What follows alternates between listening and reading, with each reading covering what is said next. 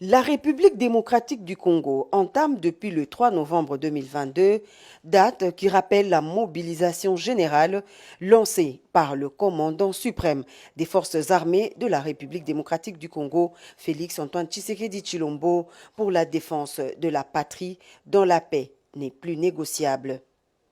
10 000 jeunes ont répondu à l'appel pour bouter dehors l'ennemi de la République sous couvert du mouvement terroriste M23. Sous une pluie battante, signe de la bénédiction, le président de la République a effectué le déplacement du centre d'instruction de Kitona, situé dans la périphérie du territoire de Moanda. Il est ici pour d'abord réarmer moralement ces nouvelles recrues, car la mission de la défense de la patrie est noble. Ensuite, s'imprégner des conditions d'hébergement et d'apprentissage des nouvelles recrues des FARDC venues de toutes les provinces du pays. Une représentation qui rassure la population congolaise.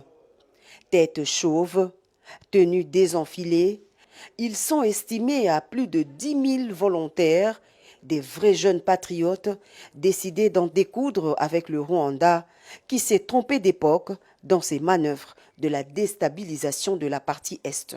Bien défendre l'intégrité territoriale et assurer la sécurité des Congolaises et Congolais contre toute agression ou attaque d'où qu'elle vienne, c'est le mot passé à ces nouvelles recrues à qui le commandant suprême demande plus de discipline et d'abnégation, mais surtout ne jamais trahir la patrie. Votre devise. Le chef de l'État Félix-Antoine Tshisekedi Tshilombo a rassuré les différentes unités de sa totale disponibilité à prendre en charge tous les problèmes liés au vécu quotidien des soldats ainsi que ceux de leurs dépendants. Naye lelo kota la bino bamapinga na biso ya kala na pe ba oyo bakoti sika o babengi na lopoto ba recrue pona kotonda bino botondi ya maemanso bozali kosala pona ekolo na biso Congo pe na ekoyebisa bino ke mosala o bozali kosala ezali mosala ya motuya mingi esengeli biso bakonzi ya mboka tozala na attention makasi na maemanso matali mosala na bino pe mabota na bino.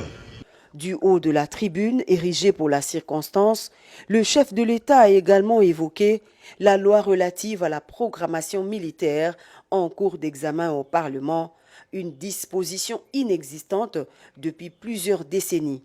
Avec la mise en œuvre de cette loi, le garant de la nation entend réitérer sa détermination à redorer le blason terni de l'armée nationale et à lui restituer son prestige d'antan.